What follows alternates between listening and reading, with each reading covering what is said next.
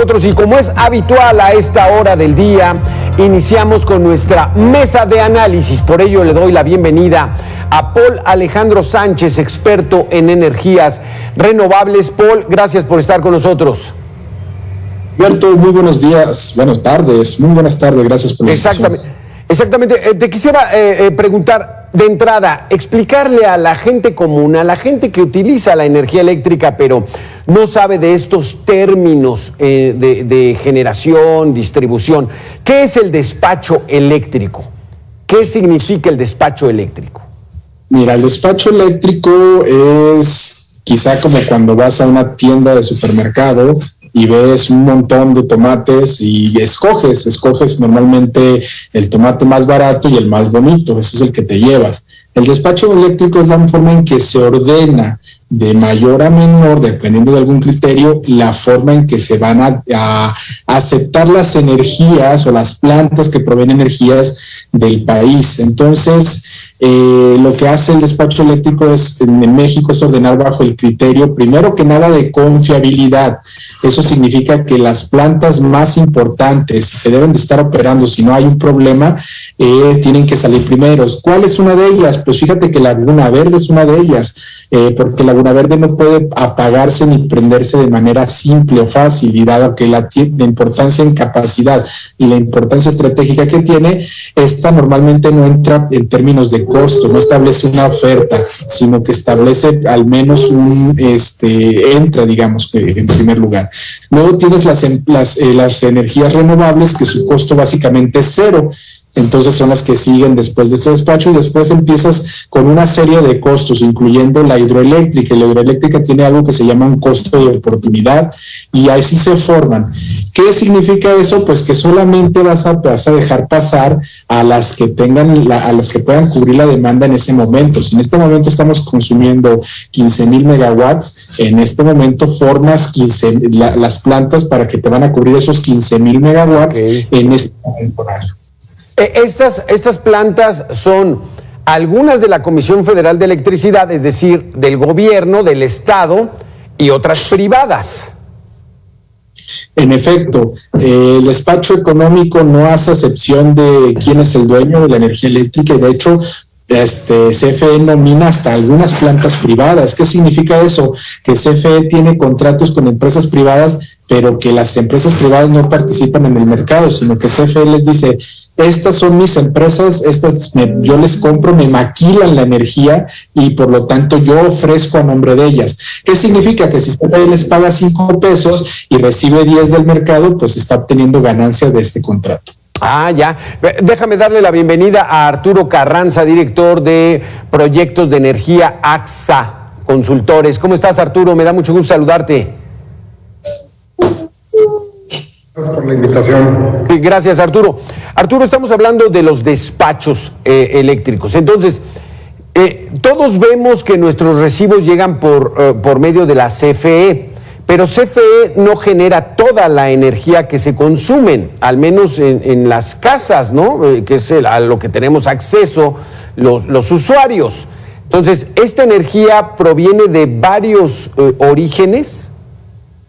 Sí, como lo comentas tú, la energía eléctrica que recibimos en nuestras casas, que reciben los comercios, que reciben las industrias, provienen tanto de la Comisión Federal de Electricidad en algún porcentaje, como de empresas privadas. Y no solamente eso, también hay otro tipo de clasificación por tecnología, Alberto. Esto quiere decir que la generación eléctrica en México viene de principalmente gas natural en un componente del 60%, pero también de otro tipo de tecnologías. Pienso, por ejemplo, en la energía nuclear que ya hablaba el doctor Paul, o pienso también en las energías renovables como la eólica y solar, pero principalmente, y al día de hoy, la energía eléctrica que recibimos en nuestros domicilios viene principalmente de fuentes que tienen que ver con los combustibles fósiles, gas natural principalmente. ¿Es esta energía la que genera la Comisión Federal de Electricidad por gas y por recursos fósiles, Paul? Perdón, la Comisión Federal de Electricidad es la empresa más diversificada del país en términos de combustibles. Utiliza desde eólicas, solares, ciclos combinados, gas natural, que también, digamos, es bastante en turbogases, en ciclo simple. También utiliza geotermia, también utiliza combustóleo y también utiliza carbón. Entonces, digamos que en términos de combustibles, CFE es la que tiene, hidroeléctricas también, tiene pues toda la gama de digamos, de fuentes disponibles en el país. Oye, entonces, ya no entiendo, ¿cuál es la propuesta del titular del Ejecutivo?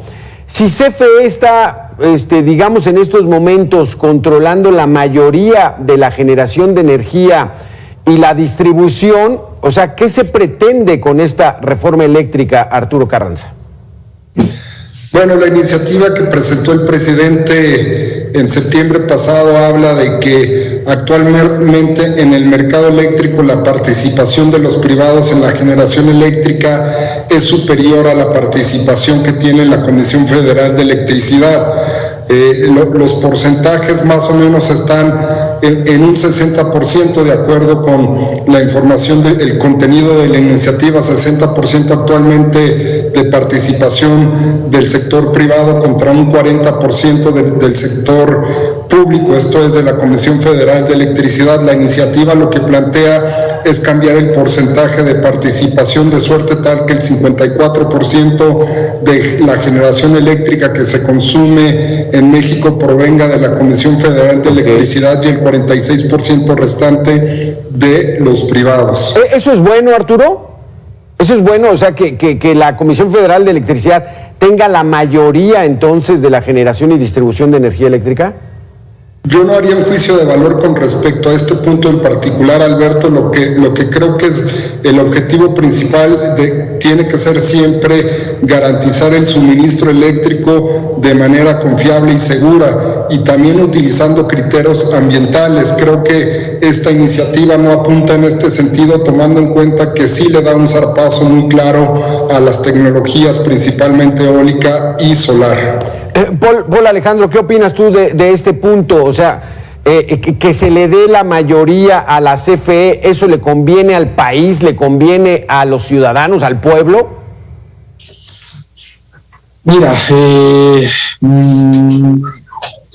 estamos en un régimen donde prima la competencia, y establecer un sistema de despacho basado en primero aceptamos lo de CFE y luego lo demás manda señales incorrectas de precio. El hecho es que CFE tiene muchas plantas y muchas tecnologías, como te decía ahorita, pero no todas son eficientes. Muchas de ellas solo se utilizan en emergencias, muchas de ellas ni siquiera pueden operar 24 horas al día porque necesitan mantenimientos correctivos y preventivos bastante importantes. Es como tener un clásico parado en la cochera, porque no lo puedes utilizar todos los días, porque contamina mucho, porque consume mucho combustible o porque no circula todo el tiempo. Entonces, el mensaje es no es conveniente para el bolsillo del mexicano porque estamos hundiendo costos. Es conveniente quizá por algunas tecnologías hidroeléctricas en ciertas condiciones, es conveniente quizá para ciclos combinados, para Laguna Verde, pero definitivamente no es conveniente para turbogás, combustóleo o carbón. Y de hecho la Comisión Federal de Electricidad acaba de reconocer a través de un documento oficial que quieren incrementar la generación con base en carbón para el siguiente año, lo cual es caro y contaminante. El concentrar la generación, distribución de energía a la CFE rompe con la tendencia que hay en el mercado internacional, Arturo Carranza, de la participación de empresas privadas, que parece que el gobierno las está viendo con malos ojos porque son saqueadores, son empresas que se van a llevar la mayor ganancia y que a México no le conviene esa situación, ¿así es? Claro, sí rompe un modelo en tanto analizamos la parte de la generación eléctrica, es decir, básicamente la mayoría de los modelos energéticos en el mundo contemplan la participación de diferentes actores, la competencia en el segmento de la generación eléctrica. La mayoría de los modelos energéticos a nivel mundial conserva para el Estado el negocio de la transmisión y de la distribución, activos estratégicos que te permiten llevar la energía del lugar donde se genera al lugar donde se consume. Esta iniciativa, hablamos de la que presentó el Ejecutivo, sí va en contrasentido de la mayoría de los modelos energéticos porque busca limitar la participación de los privados en el segmento de generación eléctrica, favoreciendo en este sentido a la Comisión Federal de Electricidad. Y esto, como te repito, sí va en contrasentido porque lo que se plantea básicamente en la mayoría de los modelos energéticos en todo el mundo es permitir la participación en la generación eléctrica porque te permite acceder a generación eléctrica de diferentes tecnologías, hidroeléctrica, nuclear, eólica, solar, y te permite transitar hacia un modelo más sostenible y de bajos costos. Arturo, ¿esto permitiría que hubiera competencia incluso entre las empresas privadas y que pudieran competir y el que ofrezca hasta mejor precio pues le va mejor? Así pasó con las telecomunicaciones, lo vemos nosotros que utilizamos el celular, ya se abrió el mercado, había competencia entre diferentes distribuidores de servicios de celular y los costos finalmente fueron bajando a beneficio de la sociedad. ¿Así sería en el sector eléctrico? Tocas un punto central, Alberto, en el sentido de que esta es la aspiración que se planteó al menos en la construcción del modelo energético que se construyó en 2013 y con las leyes secundarias 2014. Lo cierto es que en esta aspiración hay un actor clave para lograr estos objetivos que tiene que ver con el órgano regulador, la Comisión Reguladora de Energía, que por cierto en esta iniciativa del Ejecutivo, hablamos de la presidencial que se presentó recientemente, contempla que la Comisión Reguladora de Energía, un actor estratégico en el modelo energético porque es el encargado de favorecer la competencia en el mercado eléctrico. La iniciativa lo que contempla es que sea parte otra vez de la Secretaría de Energía, algo que trastocaría la competencia misma dentro del mercado eléctrico y que afectaría la equidad en el juego.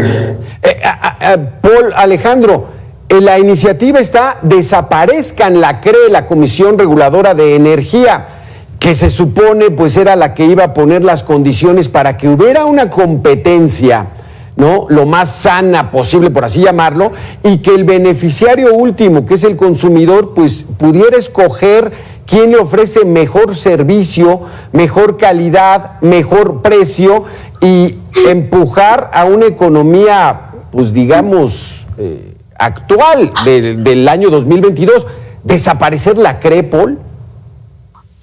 Pues definitivamente, como decía mi buen amigo Arturo, no es la práctica internacional.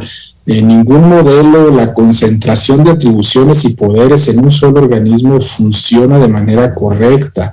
Lo único que genera es deficiencias, lo único que genera es la imposibilidad de determinar los costos reales de las cosas. Claro. Además, en detrimento de la competencia, como bien señalan. El hecho es que la idea de crear una CFE que no solo conjunte y vuelva a meter en una sola canasta transmisión, distribución, generación, comercialización, y que de ahí a ver cuál gana y cuál pierde, que no nos importe porque es una vocación social, además va a regular, además va a ser el único comprador, además va a ser el único vendedor, además va a crear, tiene un régimen de excepción al 134 constitucional que dice que todas las del gobierno deben de ser basadas en la transparencia y en procesos competitivos. Entonces, yo no veo de ninguna manera que esto beneficie al ciudadano, al consumidor, porque está creando una discrecionalidad terrible que no creo que vaya en pro de las mejores prácticas nacionales e internacionales. Arturo, a ver, corrígeme, pero esta película ya la vimos, por ejemplo, con la telefonía. Antes teníamos a Telmex, Teléfonos de México, era la única empresa. Y entonces todos consumíamos Telmex porque no había competencia y porque era la única, y entonces pues nos teníamos que acatar a los precios que nos pusiera, al servicio que nos pusiera, a las llamadas de LADA que de repente llegaban al recibo y uno no las había hecho, ¿no? Y entonces ese es el problema. O sea, esta iniciativa voltea a los años 70 y 80, ¿así es? Sí, estoy de acuerdo en el sentido de que esta iniciativa no favorece el desarrollo ni el fortalecimiento de la Comisión Federal de Electricidad a partir de la competencia. En este sentido, creo que cuando en los mercados, en este caso estamos hablando de un mercado eléctrico, permites que la empresa con mayor participación o con la mayor preponderancia compita con otras empresas, vas logrando en un tiempo razonablemente corto que esta empresa con mayor participación se adapte, se modernice, se fortalezca a partir de la competencia y ofrezca mejores servicios, esto es la energía eléctrica a los consumidores a precios más bajos. Pero si cierras la competencia, lo único que estás haciendo es que la Comisión Federal de Electricidad no compita con otras empresas que son más eficientes y no le permitas a esta empresa poder modernizarse y fortalecerse. Lo que está pretendiendo esta iniciativa es el fortalecimiento de la empresa pública de energía por un decreto legal. Creo que esto de concretarse lo lograrás en un primer tiempo, pero a la larga no favorecería el desarrollo, la modernización de la empresa misma y desde luego no favorecería a los usuarios, a los consumidores de energía eléctrica. Sí, porque esta situación es como anacrónica, es decir, es como del pasado, Paul, al gobierno federal, de que haya competencia en el sector eléctrico. ¿A qué le teme en estos momentos? ¿Sí es un abuso? O sea, ¿sí están considerados estas empresas españolas, norteamericanas, de ser abusivos y de saquear al país como lo están viendo?